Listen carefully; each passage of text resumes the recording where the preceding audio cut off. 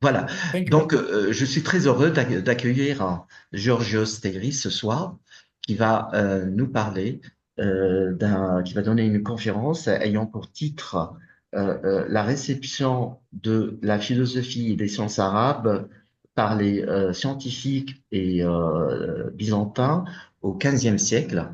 Donc, Georgios Steiris va prendre la parole pendant 45 minutes. Ensuite, on aura l'occasion de discuter avec lui et de lui poser quelques questions. Vas-y, commence. Uh, First of all, I would like to thank you for the kind invitation. I feel deeply honored for being here with you. And as you say, I will present today a short lecture about the reception of Arabic philosophy and science by Byzantine scholars of the 15th century. So, apart from occasional studies, there is no systematic, in-depth account of the influence that the Arabic philosophy exercised on Byzantine scholars. In the past few years, I have attempted to shed some light on the subject. Additionally, other scholars have substantiated the influence of Arabo-Persian science over the Byzantines, and it is widely accepted that the study of Arabo-Persian texts in late Byzantium was an easy and commonly undertaken task, although research on this is confronted with difficulties, because direct references to scientists and philosophers of the Arabic world are rather scarce among Byzantine authors, because they don't share the same habitus with us when they wrote their texts. In this lecture, I will attempt to recapitulate my findings on Plethos and Scholarios' stance towards Arabic philosophy and present my most recent findings concerning Georgios Trapezundios and Bessarion's attitude, in order to give a more thorough and detailed account of the reception of Arabic philosophy by 15th century Byzantine scholars. Pletho. Pletho adopted an anti-Averroist approach, while it is well known that he despised Aristotelian philosophy. Pletho, for those who are not experts on the field, I would say that it was the most reputable Greek Byzantine scholar of the 15th century. And although it has been argued that Pletho's laws require a good knowledge of Arabic philosophy, the text itself does not verify such references. Pletho occasionally scorned the Arabs on concerning predominantly the intellect, fortune, and providence. Particularly, Pletho held that Averroes distorted Aristotelian psychology and supported that the soul is mortal. Averroes himself was misguided, according to Pletho, and consequently, he misled others who followed his views and recognized him as an authority. According to Pletho, Arabic thinkers misinterpreted Greek philosophy, and as a result, the scholastics, the Latin scholastics, who had overrated the significance of their Arabic colleagues' work, received by them a distorted version of ancient Greek philosophy, which deviated from both the original Aristotelian texts and the Christian religion. In order to prove the validity of his remarks, Pletho referred scornfully to Avicenna. He held that even the Arab Avicenna so Arabs in Greek, among other unwise, realized the absurdity of Aristotle's view, according to which the separate intellects are assigned to stars and spheres. Avicenna, at least, excluded God and safeguarded his transcendence. Avicenna, according to Pletho, was not an original philosopher, and he just reproduced, in poor quality, may I say, Aristotle. Pletho contended that the scholastics overrated the significance of Arabic philosophical texts. The philosophers in the Islamic world did not understand Greek philosophy properly, and they misinterpreted it. As a result, they and the scholastic distorted ancient Greek philosophy. Personally, I disagree with Maria Mavroudis' argument that part of Pletho's objective was to better understand Averroism, including its Jewish interpretation. Pletho regarded Arabic philosophy as an enemy and was not aiming to study it or its interpretation by Jewish and scholastic philosophers meticulously. Pletho urged his fellow Byzantine scholars to rely on the Greek philosophical tradition, especially Platonic and Neoplatonic, and condemned the scholastic Aristotelianism. According to Pletho, Aristotelian philosophy is problematic by birth, and as a result, the Arabic and scholastic Aristotelianism lack any value. Pletho's references to Avicenna's and Averroes' works prove that he was only familiar with the general outline of their philosophy and had not studied their original works in depth. His comments are generalities and not adequately substantiated. As contemporary research indicates, Pletho was acquainted with Arabic philosophy through both the Byzantine translations of Aquinas' works, mainly of the Summa Theologiae, and his personal contacts in Italy. I argue that Pletho's critical stance towards Arabic philosophy is in fact a product of his hostility towards scholasticism. Pletho belonged to the Byzantine scholars who refused to accept that the Western Europeans had advanced in philosophy during the Middle Ages. They were particularly disturbed that the study of Aristotelian texts in medieval Europe was done from translations and not from the original. This, to them, was an unsurpassed disadvantage. In addition, Pletho was annoyed by the choice of the scholastics to read and interpret Aristotle using works of philosophers in the Islamic world instead of ancient Greek. He was disputing their philosophical profundity without having himself a sound knowledge of scholastic philosophy and the level it had reached. Next, we turn to Georgios Scholarios, a famous Byzantine scholar of the 15th century and the first patriarch after the siege of Constantinople. Unlike Pletho, Georgios Scholarios meticulously studied Latin philosophy. He translated and commented on several of Aquinas' texts and those of other scholastics.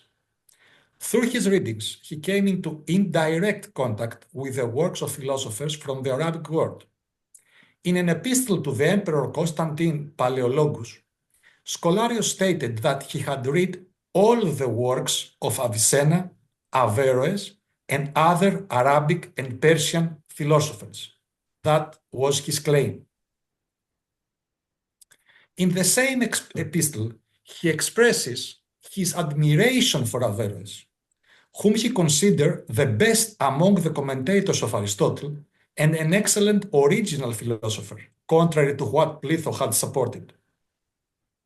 Still, despite Scholarios' claim about his erudition in Arabic and Persian philosophy, a detailed examination of his works proves that in most cases he simply reproduced and incorporated sections from Aquinas' works without resorting to the original sources.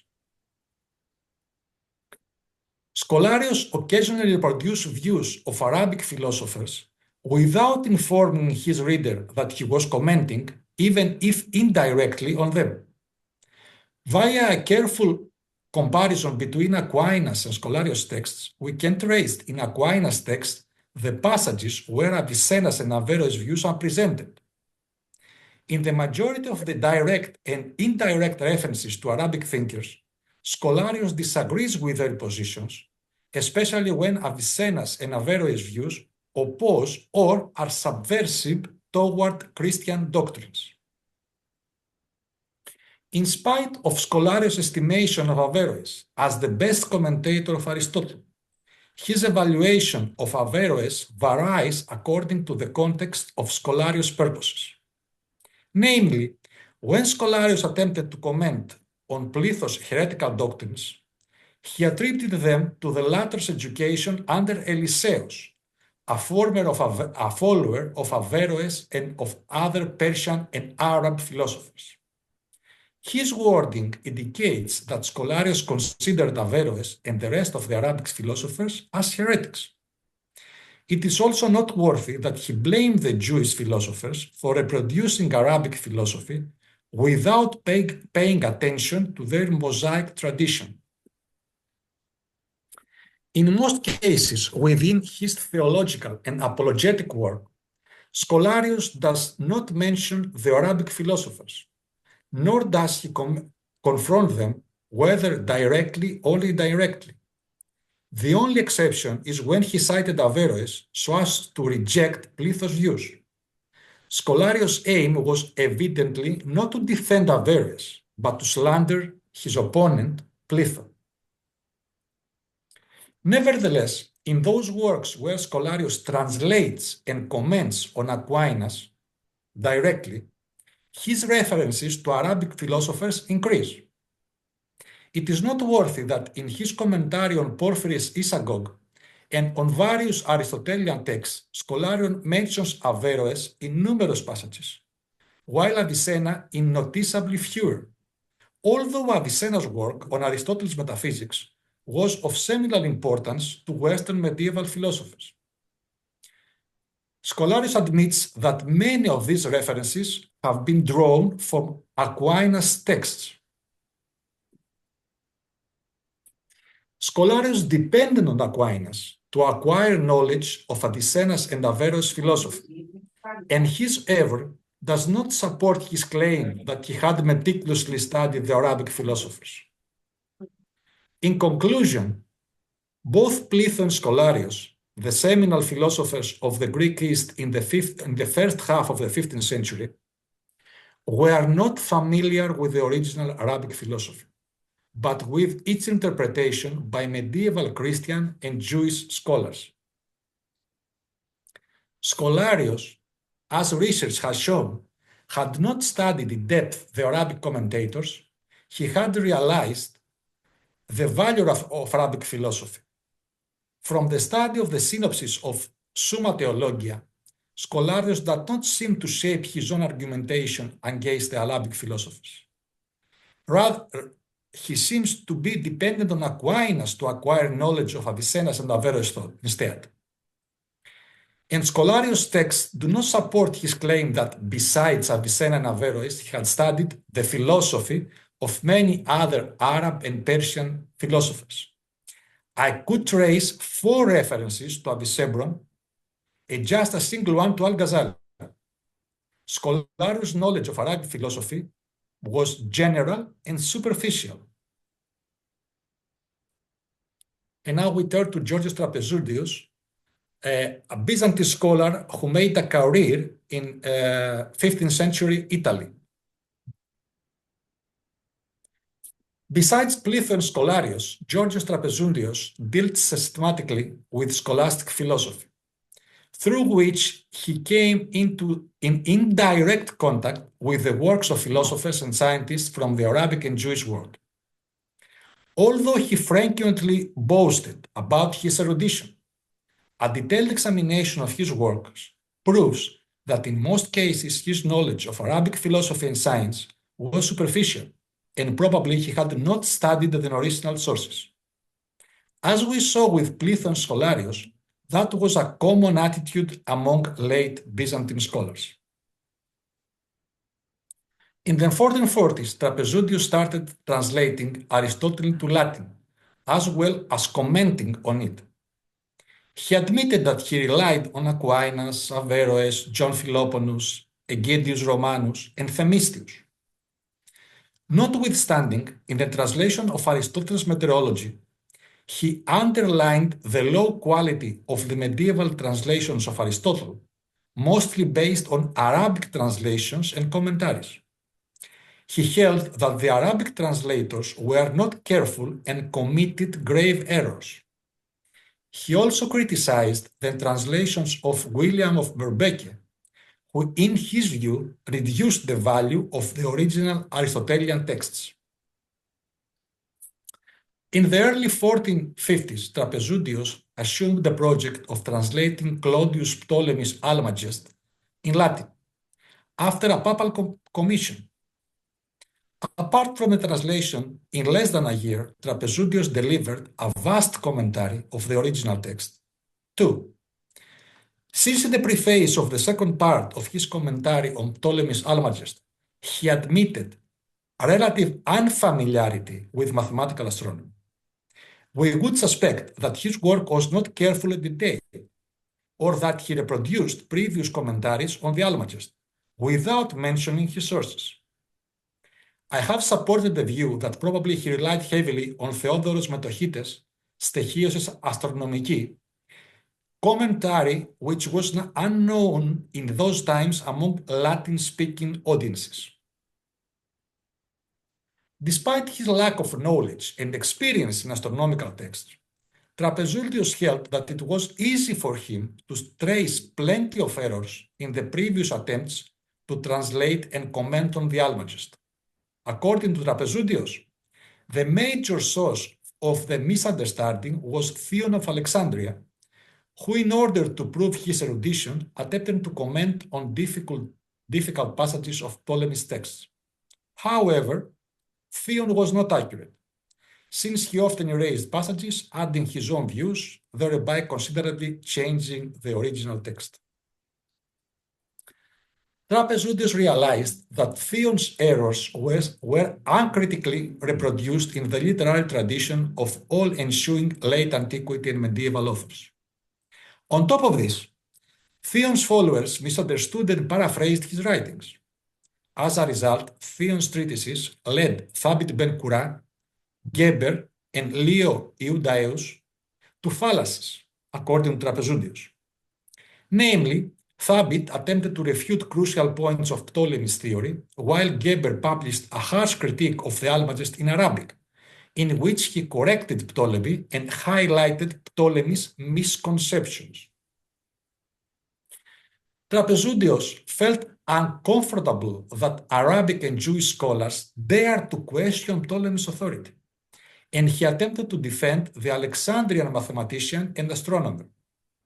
He was furious with Averroes, and he concentrated his criticism on him because in the epitome of the Almagest, the Andalusian Islamic philosopher criticized Ptolemy. Averroes' text survives only in a Hebrew translation made by Jacob Anatoli in Naples. It is highly probable that Trapezultius did not read Averroes' work. Ley has shown that Trapezultius did not draw on Averroes' text, but on the commentary on the epitome by Ephodi. Another possible explanation is that he copied Averroes' corrections of Ptolemy from Geber. Additionally, other works which incorporated parts of Averroes' epitome were also written in Hebrew, but we know that Trapezultius could not read Hebrew. It is quite possible that he used a Latin compendium of Hebrew translations. There is no evidence that Trapezultius had studied Averroes' work or other Arabic and Jewish primary texts.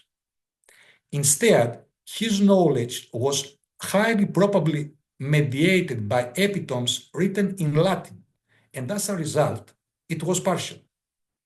Nevertheless, he did not refrain from arguing against Averroes and Geber. The hidden message in his text is that Arabic and Jewish scholars would not understand Ptolemaic astronomy better than a Greek. My argument is reinforced by Trapezultius' attitude toward Levi ben Gerson. He was particularly fierce in his critique because Ben Gerson had attempted to correct Ptolemy, namely his astronomical tables, by positing a ninth sphere and attributing precession to a lack of the ninth sphere. Trapezultius refuted Ben Gerson's position that the heavens moved only from east to west. He was also furious because Arabic and Jewish scholars, based on Theon's texts, had allegedly destroyed Ptolemy's reputation. He wrote, "Indeed, a certain Jew, Leo, describes the position of both the planet and fixed stars by means of his own instruments. But Leo and others descended to inept demonstrations, trying to save the appearances, seeking glory most basely by false and deceitful detraction of a divine man." The divine man is, of course, Ptolemy. Consequently, Trapezuntius decided to restitute Ptolemy and highlight the faults of his late antiquity and medieval commentators. He felt amazed by the fact that medieval Arabic and Jewish scholars did not study Ptolemy's original treatise and trusted other sources instead. Judging from his wording, it is obvious that he underestimated Arabic and Jewish scholarship, which, especially in sciences, was highly valued in medieval and Renaissance Europe.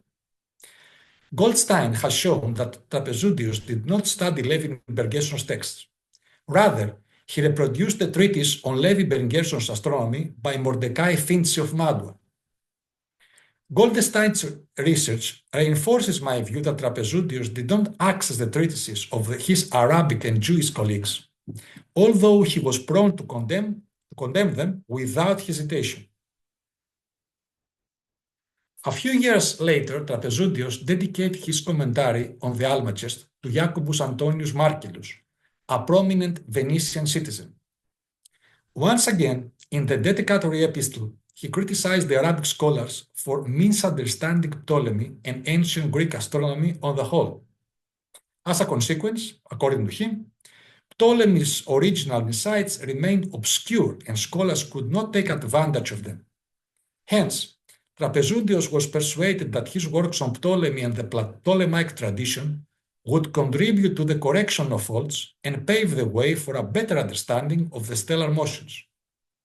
This was crucial to Trapezuntius' Heliastic worldview, which included prophecies and astrological predictions. Consequently, a reason as to why Trapezuntius attempted to defend Ptolemaic astrology was probably his astrological and occult interests. In his work, Cur his temporibus astrologum judicia plerumque fallant, he presented the reasons that led his contemporary astrologers and astronomers to err. Whilst Ptolemy's text is accurate, according to Trapezuntius, medieval Arabic and Jewish scholars misinterpreted Ptolemy's calculations, having thus committed grave errors. Trapezuntius' criticism was predominantly targeted against Levi Bergerson, whom he accused of not grasping properly even the motion of the heavens. Furthermore, he refuted Albitrugi's theory of the tarditas, which was based on Aristotelian assumptions. According to Trapezuntius, Albitrugi, the famous Spanish-Arab astronomer of the 12th century, vainly attempted to understand Ptolemy through the lens of Aristotelian physics. Trapezuntius remained faithful to Ptolemy even with regard to the subject of the number of the heavenly spheres, ignoring the scientific progress that had been made during the Middle Ages. Whilst medieval scientists introduced up to 11 spheres in order to save the phenomena, to save the appearances, and have proven the inconsistencies of the Ptolemaic model, Trapezuntius insisted on its accuracy. Trapezuntius' criticism of the Arabic scholars is also present in his magnum opus, the Comparatio Philosophorum Platonis et Aristotelis, published in 1458. In order to prove Aristotle's philosophical superiority, as well as his compatibility with Christianity, Trapezuntius presented the Stagirite as having upheld the doctrines of personal immortality, creatio ex nihilo, and divine providence. Moreover, he held that Aristotle did not understand God as a simple mover. In the Comparatio, Trapezuntius occasionally and subtly alluded to Arabic philosophers. Namely, while discussing the Christian and pagan views on creation, he blamed the latter for misunderstanding creatio ex nihilo. According to him, the pagans did not understand this notion since it was at odds with their philosophies. The goal of his criticism, though, was to defend Aristotle.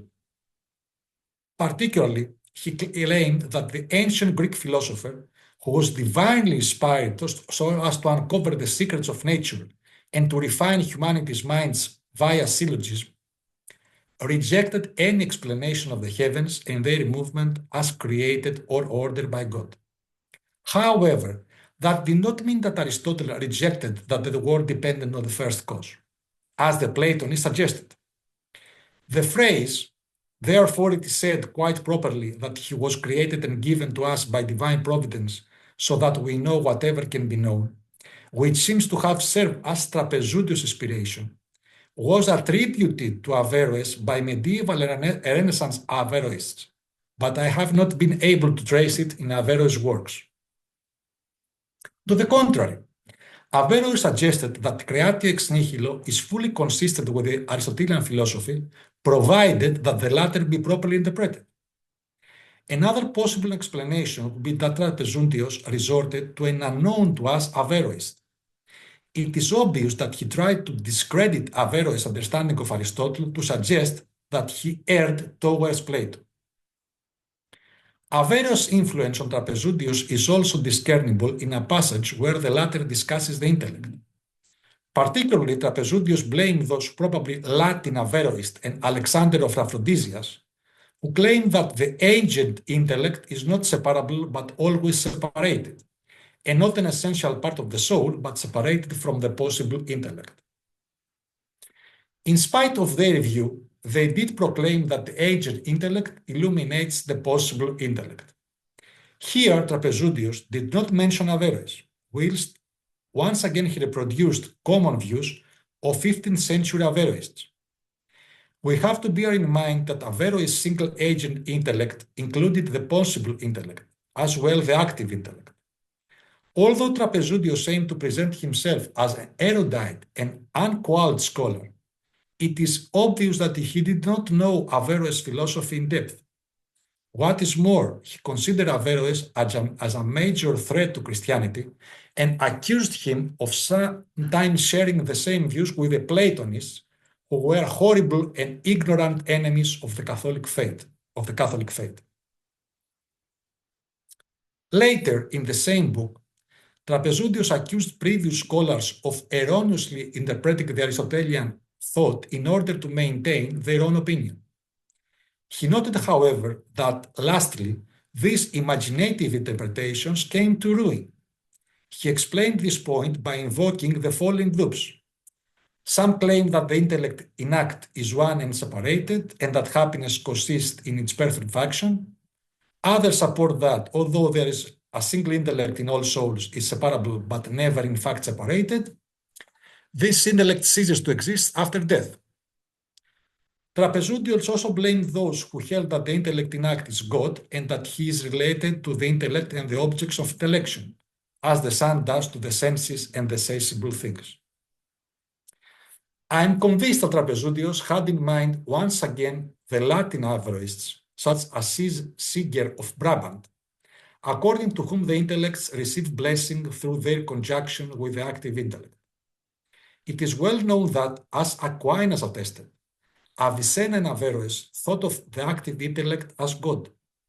The analogy between the sun and the intellect originally comes from Themistius, the best alternative source for Byzantine scholars who despised Averroes. As a result, I would put forward the thesis that when Trapezundius resorts to Neoplatonic commentators, his point indicates that he had studied their works carefully. For instance, in the aforementioned passage, an aura from Themistius' Commentario de Anima is easily discernible. Trapezundius' mediocre knowledge of Arabic philosophy is also proven by an epistle to Bessario, his chief enemy. In it, he assumed that Averroes, in his commentary on Aristotle's metaphysics, used as his sources Moses, Christ, and Mohammed. It is obvious that Trapezundius had not read Averroes' commentary and that he was reproducing second-hand, uneducated views.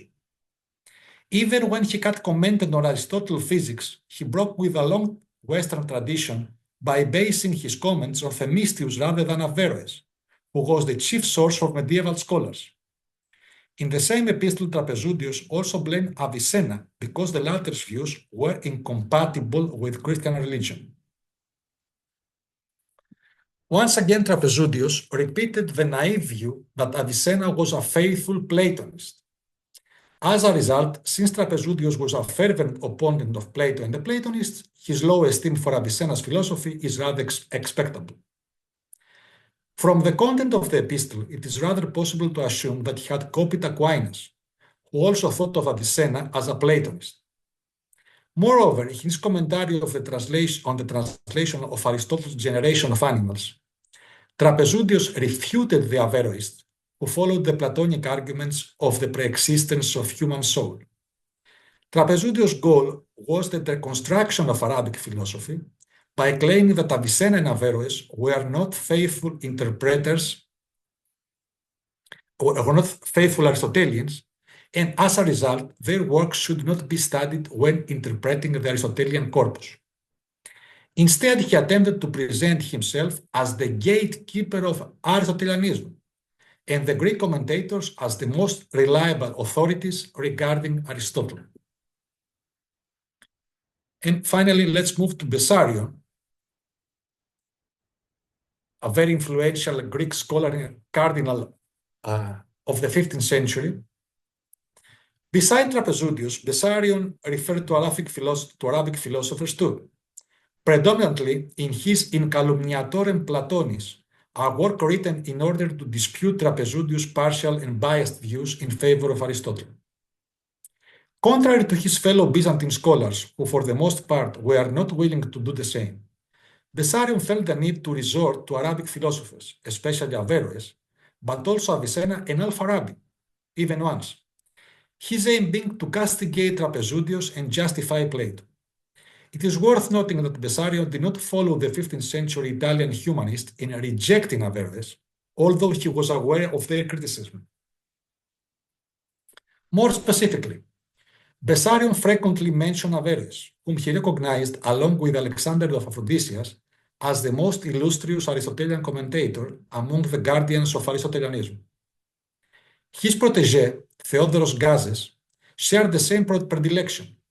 What is more, Bessarion referred to Averroes as an unquestionable authority on Aristotle, and in fact, he adopted the medieval scholastic terminology of calling Averroes the commentator. Furthermore, Bessarion perceived Averroes as a Latin philosopher too, in fact, as the best Latin commentator. This is a major shift because Plato's and Trapezudius' strategy was to present Averroes as an Arab who distorted Aristotelianism. The reason being that Averroes did not know Greek and he had not studied the Greek commentators in their original texts.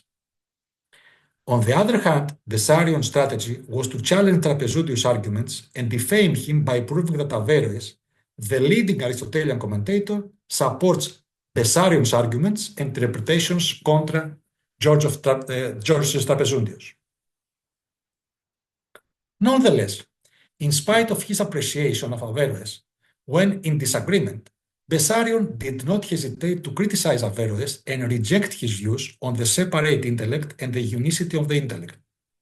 Namely, while discussing Trapezudius' views on the soul, Bessarion boldly rejected the theories of Aristotle, Plato, Alexander of Aphrodisias, Themistius, and Averroes regarding the immortality of the human soul because they were not aligned with the Christian dogma. His conviction was that, while he valued the philosophers, he would not accept any view that disputed and challenged his Christian faith, especially when he courageously admitted that it is difficult to harmonize Aristotle and Christian religion on the immortality of the human soul. Bessarion also rejected Trapezudius' assumption that, according to Aristotle, the individual human souls are immortal. Furthermore, Averroes' statement that the possible intellect is one for all humans and immortal reinforced Bessarion's argument that Aristotelian and Platonic psychology are reconcilable. Whilst Bessarion did not approve Aristotle's views on the intellect and the human soul, he resorted to the latter's arguments in order to prove that the intellect comes to the body from outside and connects humans with a separate intellect. As Trapezudius before him, he used the Neoplatonist analogy of the sun. Above, I expressed my doubts as to whether Trapezudius had studied carefully the works of Averroes, since the former did not explicitly quote the latter. On the contrary, Bessarion texts aspire to create the impression that their author had studied and knew in depth Aristotle's commentaries. Averroes' commentaries. Bessarion's obsession with Averroes is evident from the next comparison too. Bessarion cited and quoted Averroes but not frequently Avicenna or Alfarabi. It is also worth noting that Bessarion attempted to translate or paraphrase Averroes passages in Greek, giving thus the opportunity to the Greek-speaking audience to gain indirect access to Averroes' philosophical language for the first time in Greek bibliography. The vast majority of Bessarion's references to Averroes stem from the latter's commentary on Aristotle Metaphysics, of Aquinas' commentary on Aristotle Metaphysics, especially of Averroes, commentary on Aristotle Metaphysics, especially Book 12. Occasionally, Bessarion mentioned Averroes' commentaries on the soul, physics, and on the heavens. The main bulk of these references relates to the prime mover, the first cause, the human mind, and the soul, namely its immortality and pre-existence. Judging from the subject, it is obvious that Bessarion's interest and philosophical outlook was predominantly theological. Bessarion's personal library contained, besides the major scholastics, various Averroes commentaries. Nevertheless, a thorough research in Bessarion's texts proves that his citations are not always correct, as if for a moment we combine this assertion with a check of the quotations of Averroes drawn from medieval scholastics such as Thomas Aquinas, Duns Scotus, Henry of Ghent, and Thomas Anglicus, we could possibly suppose that Bessarion had copied some of his quotations and references from medieval Latin scholars. Specifically, Bessarion had reproduced phrases from Thomas de Wilton's De Infinitate Vigoris Dei, albeit in a rather careless manner. Bessarion had used the phrase abstract substances according to the same being moved as the final and efficient. While de Wilton claimed that this idea was found in Averroes in the Metaphysica, Bessarion mentioned that Averroes wrote in the comment 30. Bessarion did not accurately reproduce de Wilton's text, deceiving his readers, who were unable to understand that this was de Wilton's understanding of Averroes' position. Moreover, Bessarion held that he had derived the phrase that the first abscess precedes the first mover from comment 42, while this was mentioned by Averroes in comment 44. Later on, Bessarion quotes a passage from the same commentary of Averroes, and once again he is misleading toward his readers. While he had indicated that the citation stems from Averroes' comment 39, the actual quotation was derived from comment 38. The same happens in the case of Bessarion's quotation of another extract from Averroes' commentary on Aristotle Metaphysics, and so on. A possible explanation of his peculiar approach to Averroes' commentaries is that he simply did not study the originals in a careful manner. Instead, he would borrow from Florilegia or scholastic commentaries on Aristotle and Averroes. In particular, recent research has proven Bessarion's dependence on Aquinas and other scholastics. Additionally, it is rather interesting that Bessarion's language almost matches Duns Scotus' wording when the latter attempts to interpret Averroes' commentary. Furthermore, Bessarion's quotations are similar to those found in de Wilton's text. My original assumption that Bessarion borrowed from Florilegia or Compendia is reinforced by the fact that de Wilton's works were not found among Bessarion's books. As mentioned, besides Averroes, Bessarion referred to but did not quote Avicenna. There is a sole instance where Bessarion attempted to quote a passage from Avicenna's work, without, however, being capable of mentioning his exact primary source. I would like to highlight that the Byzantines who referred to Arabic philosophers did not pay any significant attention to Avicenna, although his work is of equal importance to that of Averroes with regard to the Aristotelian studies, with Aquinas cite him frequently. According to Bessarion, Averroes was a better philosopher than Avicenna, but both of them were inferior to Divus Thomas Aquinas. Bessarion consistently tried to prove that Averroes corrected Avicenna's erroneous views. According to Bessarion, Avicenna's theories were dangerous for the Christian religion, while he praised Averroes for supporting an interpretation of Aristotelian philosophy that bolsters the truth of Christianity regarding the creation of the world. Bessarion boldly claimed that no one could challenge Averroes' interpretation of Aristotle, although this trend among Renaissance philosophers gradually changed. Bessarion presented Avicenna as a faithful follower of Plato, a view shared by Trapezudius as well. I explained this agreement by virtue of their common source, namely the scholastic. It is well known that Aquinas had already thought of Avicenna as a Platonist, and as a result, both Bessarion and Trapezudius adopted his viewpoint. Bessarion's mediated knowledge of Avicenna is also proven by his admission that he was acquainted with Avicenna's views via the works of Duns Scotus and Henry of Gant. Bessarion's stance towards Western scholasticism was more complex than that of Pletho's and Scholarius. Whilst he did not openly reject Latin philosophy and theology, and possessed a large collection of seminal scholastic books, I hold that Bessarion had not studied the Arabic philosophers in any depth. Furthermore, in the In Calumniatorem Platonis, he explicitly declared that he did not appreciate the scholastics more than the Easter Fathers. What is more, scholastic compendia and Summe were not of equal importance and quality to the texts of ancient Greek philosophers. Jim Hankins suspected that Bessarion's debts to medieval Latin authors were not the outcome of Bessarion's own study. Rather, they might have been supplied by his associate, Giovanni Gatti. According to my view, the same holds for his relation to Arabic philosophy, since, as we saw, Bessarion references to Avicenna and Averroes do not indicate any thorough knowledge of their work. To sum up, Byzantine scholars of the 13th century came into contact with the Latin philosophical corpus as a result of Byzantine Thomism of the 14th century and of their exchanges with the philosophical community in Renaissance Italy. Through their scholastic and humanist readings, they discovered Arabic philosophy, which attracted their attention. Despite their claims, however, the texts show that they refrained from studying the Arabic philosophy in any depth. Even scholars who had an easy access to Averroes or Avicenna's texts, like Trapezudius or Bessarion, avoided to study them in a detailed manner. While breaking with the Byzantine tradition that did not use to refer to Arabic philosophers, they followed their predecessors in underestimating Arabic thought.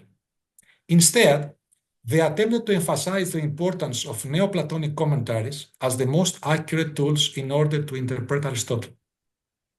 Samet Budak recently has shown that even the Byzantine scholars who accompanied Mehmet II after the fall of Constantinople did not rely on Arabic treatises to teach the Ottoman intelligentsia Greek philosophy. Instead, they attempted to retranslate Greek works. It appears that Amiroudis and his associate prepared new copies of the entire corpus of Aristotle for the Sultan's library. Thank you for your attention, and I will stop sharing in order to... Thank you very much, Georgios, for your conference. I think for concerning me, I learned too much from this conference this evening. There is a lot, it's very rich, there is a lot of details and reference, and it's, I think, profound literature. We need, I can't say that I'm an expert of this domain of research, but I think this domain is very interesting. Today I learned too much. I have maybe some questions, but I prefer first to give the opportunity to the participants with us to ask you if they have, of course, some questions. I thank them, of course, because they are with us this evening, and I hope that we will profit by your presence to have a great conversation or rich discussion with you. Of course, there is a lot of details, there are a lot of names, a lot of, uh, of ideas. And what is interesting with your conference is that it's inside what we call the Byzantine philosophy or scholars. There is a lot of difference also of approach. They don't, all of them, they agree about, they don't have the same view or the same appreciation of the Arabic philosophy and science. And this is very important. I think we should ask more this role played by the Arabs in general in the transmission of the Greek and philosophy and the Greek science to European, or to what we call the European philosophy later, and in a way that we make more clear exactly the role they played in this transmission. And we not stay in some general attitude that they played a positive role and an exceptional role. Maybe your conference will give us the opportunity to ask this role played by the Arabs too, and to not see on them only the, the that they played really only a positive role in the transmission of the Greek philosophical and scientific heritage to European. Alors, I don't know if you have some questions to Georgios.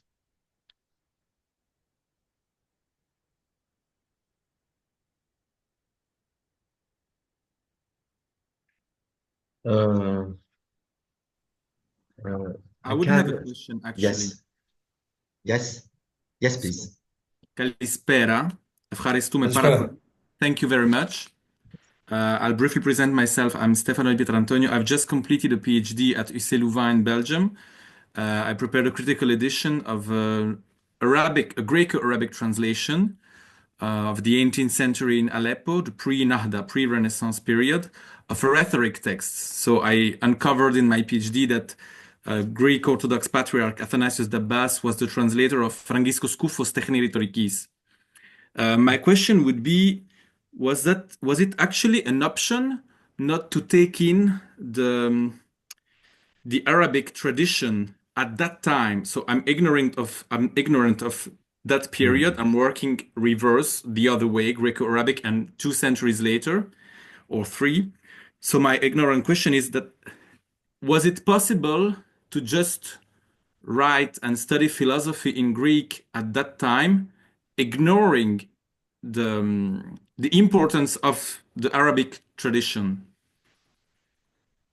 Thank you for your question. And first of all, my point is that it is rather peculiar that although even before the 15th or 14th century, the Byzantines were prone to accept and use the scientific progress of the Arabic world and also the Persians in science, in astronomy, in medicine, and all that.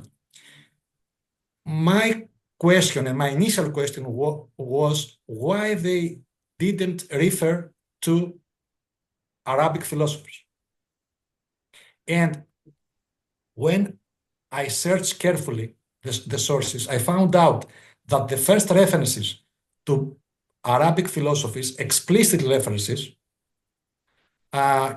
came from the 14th century. The 14th century was crucial for the intellectual life of Byzantium, because in the 14th century there was a huge debate between the scholars who attempted to introduce Latin scholasticism to Byzantium against those who refuted and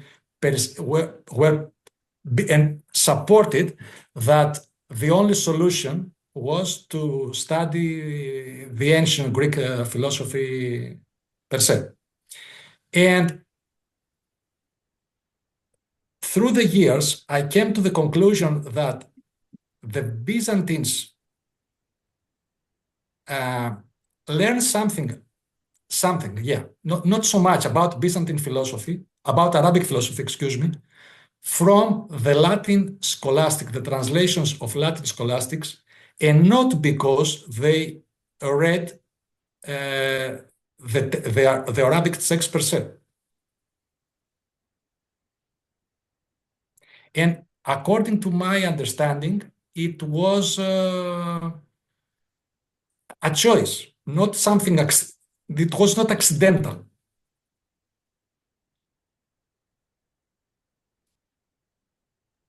Thank you very Okay, much. thank you. It Uh, reminds me of something, if I just may add, at the in the Ottoman period, there will be also, you talk about this idea that the work that had been done before was not good because it's not based on original sources. And there is this Asad Effendi who also said the same in the Ottoman period. And but I'm not an expert. I have a friend working on that. Then people claim that the translation had to be done anew. And then at the end, if you look carefully to their text and their production, you will still see that they quote through another translation. So it's very funny. It's like a history repeating itself. And my I will end with that. Is that my point is, it's really important to look at the text carefully. It's the only way to bring to light that if a text is a translation or not, or and if the author or translator actually did what he was claiming or intending to do. Thank you very much. Yeah, and I would like to add, of course, that Samet Budak, in a recent paper I mentioned at the end of my presentation, has pointed out that it's very, very interesting that, for example, Mehmed II, who is, of course, a seminal figure in the history of the 15th century, uh, had some Greek scholars in his court, and the chief scholar was, of course, Amiroudis. And Amiroudis was the person who was charged to teach Greek philosophy to members of the court, and even Mehmet himself. And while Amiroudis' teaching was done bilingually in Greek and in partly in Ottoman or Arabic, he refrained of using the Arabic texts, and he preferred to assign to his associates, namely his two sons, to retranslate Aristotle's passages from the Greek in order to use them to teach non-Greek speakers. If I just may add something else, and then I will leave other people. It's fascinating because I have some experience of Arabic philosophy. I've shared the ERC projects on Arabic manuscripts of philosophy in Beirut, and also the critical edition of the Avicenna's Metaphysics of the Shifa in Pisa. And we can tell that some of the manuscripts of the Shifa were actually commanded by Mehmed II. So it's what you say. It's a big paradox. Like the people who were hired to teach him philosophy refrain from using the Arabic text, and then in the big collections in Istanbul or whatever, you can even at Bibliothèque Nationale de France. I think I may have described the manuscript there. You have a big illuminated, super expensive manuscript of the Shifa made especially for Mehmed II and others. So it's really fascinating. Yes, indeed. Thank you. Thank you for your comments. Thank you very much. Juste une question, à quel point, par exemple, je vais parler en français, on peut séparer, c'est-à-dire l'étude de la philosophie byzantine, de l'idéologie qui a commencé un petit peu à naître au XIXe siècle, qui veut un petit peu dévaloriser l'apport des Arabes, notamment, je dis pas en philosophie, peut-être ça se discute, je dis il faut toujours douter, bien sûr, il faut mettre en doute, mais surtout l'apport des Arabes dans le domaine des sciences. Et how much we can Yes, we I got can your question. Yeah. attach some objectivity in studying the Byzantine philosophy, uh, uh, and to avoid falling in this ideology of the 19th century, especially with Ernest Renan or some Orientalists, that they aim to show that the Arabs or the Arabic, they don't really play a crucial role in the building of the modern science, we can say. So how much we can, for example, inside the Byzantine philosophy and science, we can separate the ideological or religious or theological aspects from others. So maybe we can approach this question more clearly and more rationally than some Yeah, but it ideological perspectives. I may say that, Hamdi, that it's a very interesting point, but my question is not only my question, is a question not yet answered by modern scholars, is why the Byzantines were so receptive from early centuries to Arabic science or medicine, astronomy, and they specifically refer to some scholars from the Eastern world, although in terms of philosophy, they don't do the same. They didn't do the same.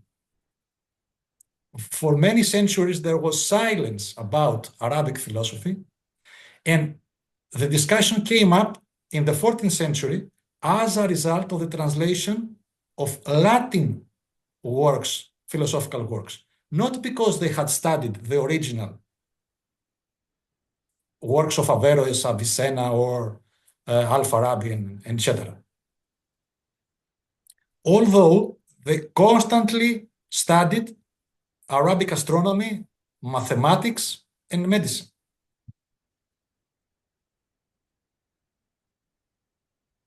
Thank you very much. Monsieur Vasilis Stratis, you have a question, I think. You can ask Georgios. Me? Hello, can you hear Hello. me? Yes, please. You can ask your question. Yes, I'm a PhD student working with Mr. Steiris, PhD candidate working with Mr. Steiris on early Christian philosophy, origin of Alexandria. My question is, you mentioned at certain points that the Neoplatonist and Platonist belief in the pre-existence of souls was not deemed as compatible with the Christian doctrines, and it is evident from the history of the um, uh, Christian patristics. My question is, were Arabs who indulged in the study of Plato, in Aristotle, or Neoplatonist commentators, how did they combine their Islamic faith with those convictions? I mean, how were they compatible at all, or was there a clash, a conflict in religiously speaking, on religious terms, between these two ideologies, let's say, between the Islamic religion and the Aristotelian philosophy or Greek philosophy in general? Yes, it's a general question, and I will try to be brief. The first centuries Arabic societies, I may say from the 9th century till the 11th or 12th century, were more liberal in terms of philosophical freedom than most European or Byzantine societies the same era.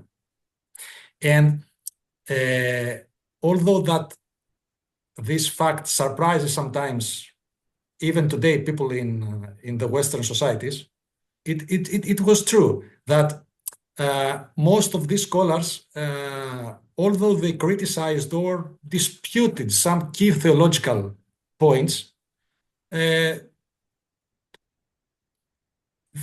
were always free in a certain sense to express their views. And this climate was reversed in the 13th century. So, since I focused on Averroes, Avicenna mostly, the freedom they had to express their views, may I say it was larger than the freedom someone in the same century has in Constantinople or in Paris.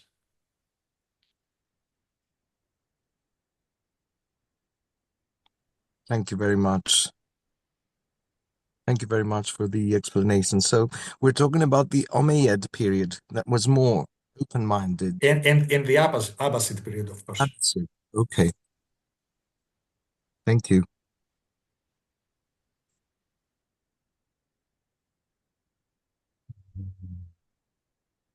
So is there other questions to?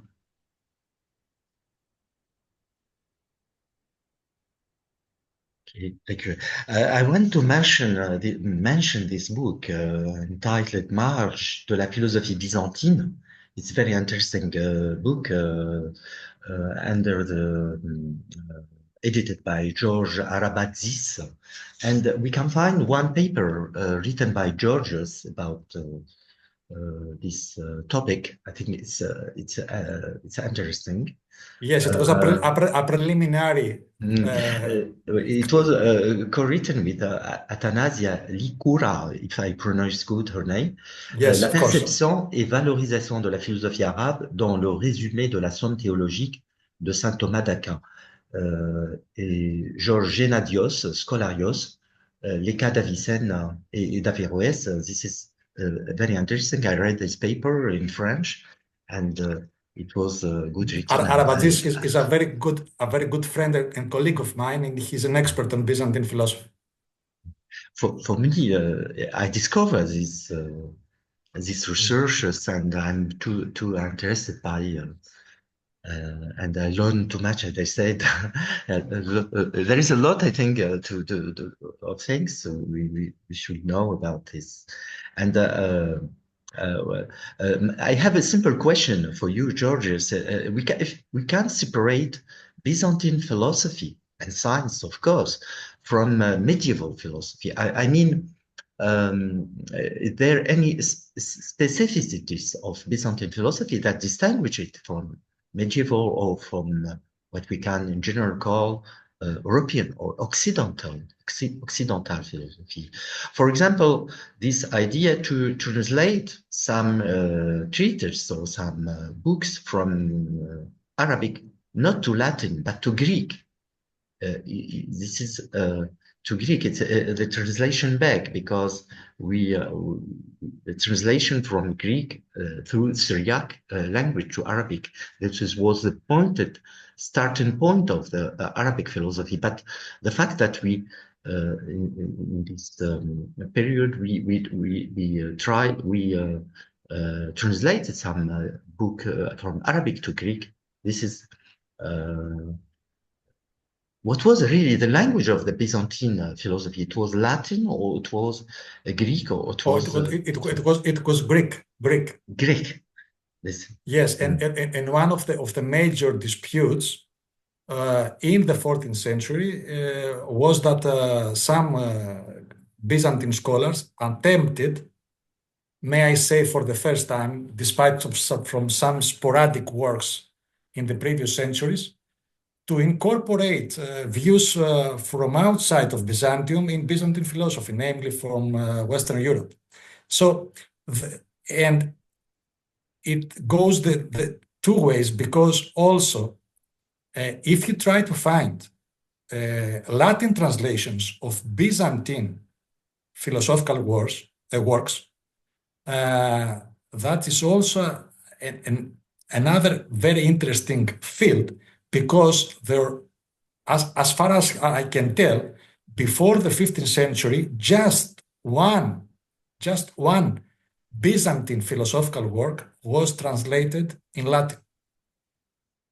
So although for some people, the idea is that both Byzantium and the European states were parts of the same world, in terms of philosophy or science, that wasn't not true. They used different language, different methods of philosophizing, and of course, different sources.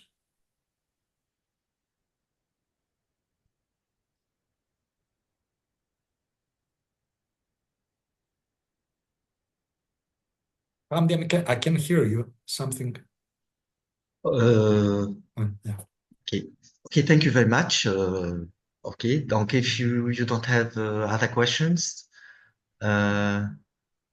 we can end this meeting with Georgios. And I want once again to thank you, to thank all the participants with us. And I hope this meeting or this conference will be helpful to make clear some this period of our history, which is, I think, a common. And of course, the purpose of this rencontre d'Al-Muhadabat is to give value to our differences, to our specificities in language and culture, in society.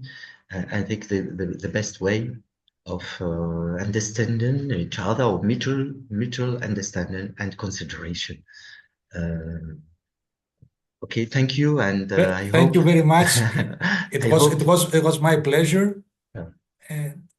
And my pleasure too, and my interest too, because I learned, as I said, and I repeat too much, because it's German very, very rich.